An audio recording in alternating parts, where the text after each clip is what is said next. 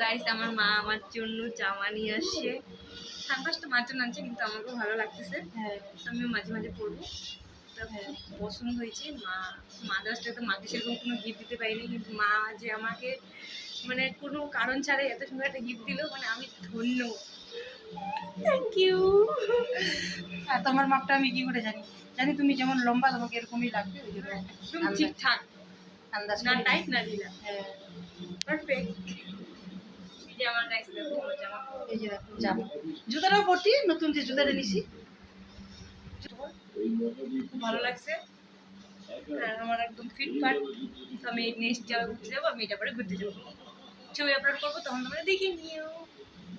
Tata, good night. Love you.